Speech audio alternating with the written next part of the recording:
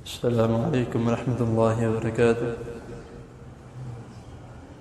الحمد للہ والسلام علی عبادہ الذین اصطفى،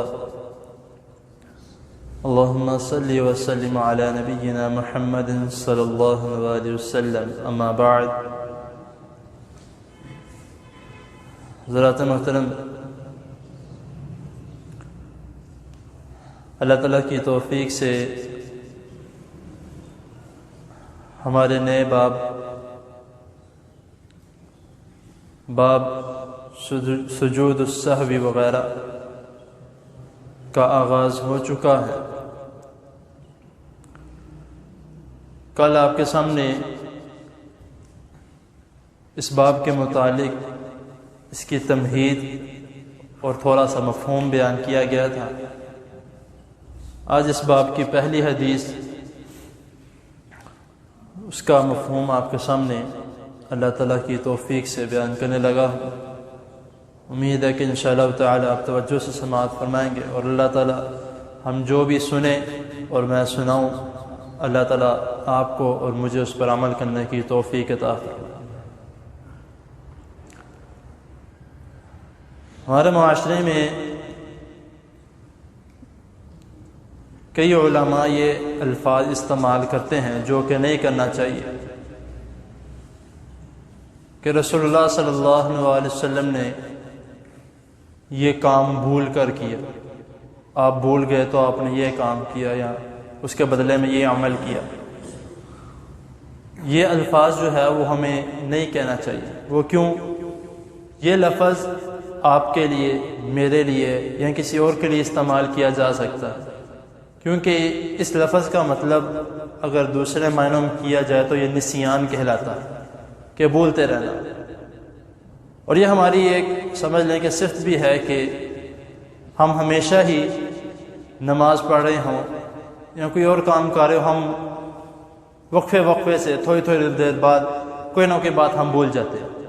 تو پہلی حدیث اسی کے متعلق ہے کہ حضرت عبداللہ بن ابن بحینہ رضی اللہ تعالی عنہ بیان کرتے ہیں کہ ایک مرتبہ ظہر یا عصر کی نماز تھی، ہم رسول اللہ صلی اللہ علیہ وسلم کے پیچھے نماز پڑھ رہے تھے، تو نبی کریم صلی اللہ علیہ وسلم پہلی 2 رکعتیں جب آپ نے مکمل کر لی، تشہد میں بیٹھنے کے بجائے آپ تیسری رکعت کے لیے کھڑے ہو گئے اور مکمل کھڑے ہو کر آگے تیسری اور چوتھی رکعت آپ نے پڑھی۔ محدثین، اور شاید ہو سکتا ہے 1-2 حدیث کے بعد یہ بھی دوبارہ آ جائے، کہ وہ بیان کرتے ہیں کہ اگر امام یا کوئی بھی نماز پڑھنے والا تیسری رکعت کے لیے اٹھ جاتا ہے یا چوتھی رکعت پڑھنے کے بعد 5ویں کے لیے اٹھ جاتا ہے، اگر وہ ابھی اپنے آدھے میں ہے، یعنی کہ سمجھ لے کہ رکوع سے تھوڑی نیچے والی حالت میں ہے، تو اس کو یاد آ گیا وہ فوراً بیٹھ جائے، اس کو اوپر سجدہ صاف نہیں ہے۔ لیکن جب وہ مکمل کھڑا ہو چکا ہے یا رکوع سے اوپر چلا گیا ہے، یعنی کہ جتنی رکوع کی سمجھ لے ہائٹ ہوتی ہے اس سے اوپر چلا گیا، تو وہ کھڑے ہو کر اس رکعت کو مکمل کر لے اور بعد میں سجدہ صاف کرے۔ تو اس حدیث میں جو ہے وہ یہ بیان کیا جا رہا ہے کہ رسول اللہ صلی اللہ علیہ وسلم تیسری رکعت کے لیے کھڑے ہو گئے، یعنی آپ نے جو درمیان والی یا پہلی تشہد جس کو ہم کہتے ہیں قعدہ اولا،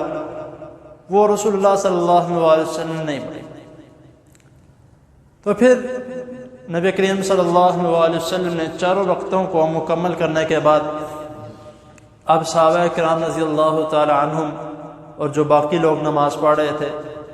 اب یہ جو حدیث کے راوی ہیں وہ بیان کر رہے ہیں کہ وہ بھی ادھر موجود تھے، وہ بیان کرتے ہیں کہ ہم آپ صلی اللہ علیہ وسلم کے سلام پھیرنے کا انتظار کر رہے تھے۔ یہاں سے ایک یہ ثبوت ملتا ہے کہ جو سجدہ صاف جو ہے وہ سلام پھیرنے سے پہلے، اور دعائیں وغیرہ تشہد، درود شریف اور باقی جو دعائیں ہیں وہ پڑھنے کے بعد ہے، کیونکہ سلام پھیرنے کا تب بھی انتظار کیا جا سکتا ہے۔ تو سلام پھیرنے کا انتظار کر رہے تھے، تو رسول اللہ صلی اللہ علیہ وسلم نے بیٹھے بیٹھے ہی اللہ اکبر کہا اور پھر 2 سجدے کیے۔ 2 سجدے کرنے کے بعد آپ اٹھے اور آپ نے سلام پھیر دیا۔ تو اس سے یہ ایک سبق یہ واضح ہوتا ہے جو میں نے بھی آپ کے سامنے کہا کہ جو تشہد ہے وہ مکمل کرنے کے بعد 2 سجدے یعنی کہ سجدہ ساو جو ہے، تو یہ کیوں کیا؟ جو آپ صلی اللہ علیہ وسلم کو اللہ تعالیٰ نے بلا دیا کہ تشہد کس کے لیے؟ امت کی رہنمائی کے لیے، کہ اگر کیونکہ امت تو ابھی بھی ہم اکثر اس طرح ہوتا ہے کہ نماز پڑھے ہوں، امام صاحب بھول گئے تو ماشاءاللہ معذرت کے ساتھ ہمارا بھی یہی حال ہوتا ہے، ہم بھی پیچھے سے اٹھ جاتے ہیں، کیونکہ ہماری بھی جو توجہ ہے وہ مکمل نہیں ہوتی، کیونکہ آگے جو بیٹھنے والے ہیں یا آگے جو نماز پیچھے 2 صفحے ہو جائے، تیسری صف ہو جائے، کوئی بات نہیں، لیکن ہمیں تھوڑا خیال کرنا چاہیے کہ اگر امام صاحب غلطی سے اٹھ گئے ہیں یا اوپر ہو گئے تو ہم فوراً پیچھے سے بول دیں سبحان اللہ، لیکن ہم ظاہری سی بات ہے امام صاحب کو پیچھے پیچھے ہم بھی کھڑے ہو جاتے ہیں، جو کہ ہمیں خیال کرنا چاہیے تھوڑا اپنی جو توجہ ہے وہ اپنی نماز کی طرف بھی، اور یہ بھی رکھنے چاہیے کہ امام صاحب کہیں کھڑے تو نہیں ہو گئے، اس کی طرف بھی ہمیں رکھنی چاہیے۔ تو اسی لیے تو یہ جو طریقہ کار ہے، اور اگر اس طرح ہو جائے کہ سلام پھیر دیا ہے، سجدہ صاحب بھول گئے، 2 دفعہ ہو گیا، 1 دفعہ نماز کے بیچ میں بھول گئے اور پھر دوبارہ سجدہ صاف کرنا بھی بھول گئے، کوئی مسئلہ نہیں، سلام پھیر دیا آپ، اس کے بعد یاد آ گیا کہ میں نے سجدہ صاف کرنا تھا، تو سلام پھیرنے کے بعد بھی سجدہ صاف کیا جا سکتا ہے۔ تو یہ جو رسول اللہ صلی اللہ علیہ وسلم نے ہمیں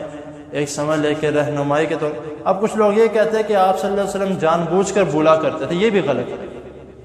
کیونکہ اگر جان بوجھ کے کام کیے یہ تو گناہ ہے، تو رسول اللہ صلی اللہ علیہ وسلم کبھی یہ کام کر نہیں سکتے، تو یہ صرف یہ الفاظ کہہ دیے جائیں کافی ہیں کہ اللہ تعالیٰ نے رسول اللہ صلی اللہ علیہ وسلم کو امت کی رہنمائی کے لیے بلا دیا۔ تو سجدہ صاحب کے متعلق جو پہلی حدیث تھی وہ آپ کے سامنے میں نے بیان کی ہے، تو کوشش کریں کہ اگر امید ہے کہ انشاءاللہ تعالیٰ پہلے آپ کو اس کے متعلق پتہ ہوگا، اگر پتہ ہے تو کوشش کریں کہ دوسروں کو بھی بتائیں تاکہ ان سے بھی اگر غلطی ہو جائے تو وہ اس کو لازمی ہے جو اختیار کرے۔ تو اللہ تعالیٰ کی حضور دعا ہے اللہ تعالیٰ ہمیں جو سنا اس کو سمجھنے کے، اس پر عمل کرنے کی توفیق عطا فرمائے۔ جزاکم اللہ خیر۔